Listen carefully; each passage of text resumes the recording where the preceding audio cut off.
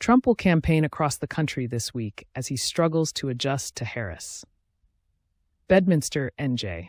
As Democrats kick off their convention in Chicago, Donald Trump's campaign is trying to regain its footing after weeks of struggling to adjust to Vice President Kamala Harris at the top of the opposing ticket.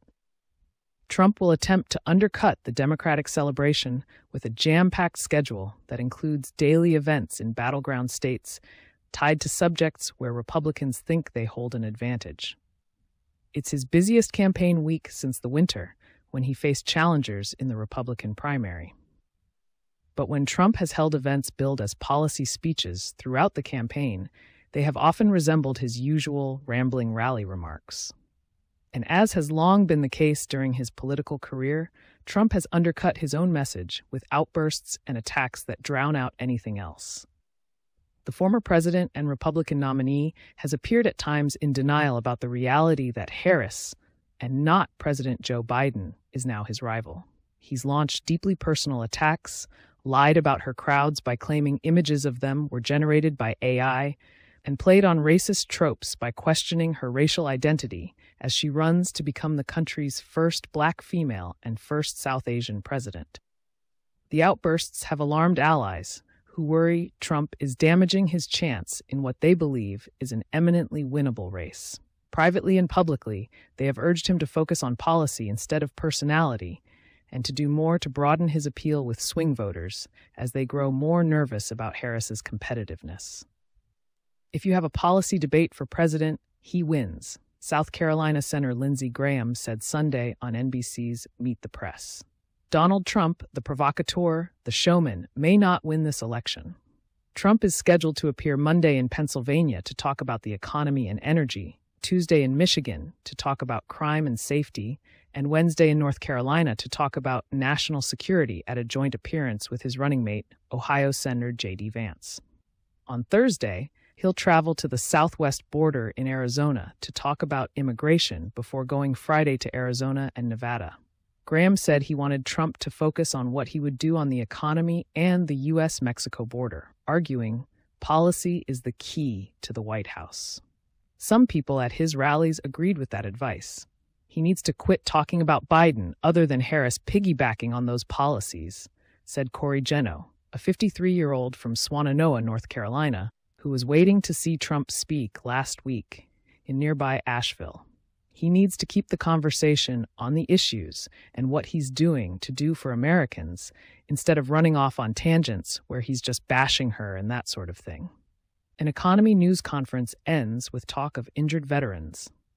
The challenge for Republicans was on display last Thursday when Trump invited reporters to his golf course in Bedminster, New Jersey, to talk about the economy. As he stood before an assortment of grocery store items, Trump largely stuck to his intended message during the first half hour, talking about rising prices and blaming Biden and Harris for enacting policies he blamed for spiking inflation. He was unusually diplomatic, including in responding to criticism from former UN Ambassador Nikki Haley, who said last week Trump should be spending his time working to appeal to suburban women, college-educated voters, independents, moderate Republicans, and conservative Democrats instead of his base. I want this campaign to win, but the campaign is not going to win talking about crowd sizes. It's not going to win talking about what race Kamala Harris is. It's not going to win talking about whether she's dumb, Haley said. But Trump didn't take Haley's advice when asked separately whether he needed to run a more disciplined campaign and pivot away from personal attacks against Harris. I'm angry at her, he said. I think I'm entitled to personal attacks. I don't have a lot of respect for her. I don't have a lot of respect for her intelligence, and I think she'll be a terrible president. He then gave Democrats new fodder at an event later that night with Miriam Adelson, the widow of casino magnate Sheldon Adelson, who is expected to spend tens of millions of dollars helping Trump regain the White House. As he described giving her the Presidential Medal of Freedom, the nation's highest civilian award, he said it was much better than the Congressional Medal of Honor, the nation's highest military honor.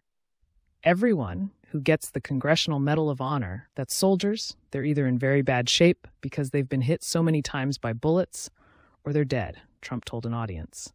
She gets it, and she's a healthy, beautiful woman. The comment was immediately blasted by the Harris campaign and by some veterans as disrespectful to service members, just as Trump and his running mate, Ohio Senator J.D. Vance, have tried to raise doubts about the National Guard record of Harris's running mate, Minnesota Governor Tim Walz. On Saturday, at a rally in Pennsylvania, Trump repeatedly swerved again from a message focused on the economy to personal attacks against Harris, including a declaration that he is much better looking than she is.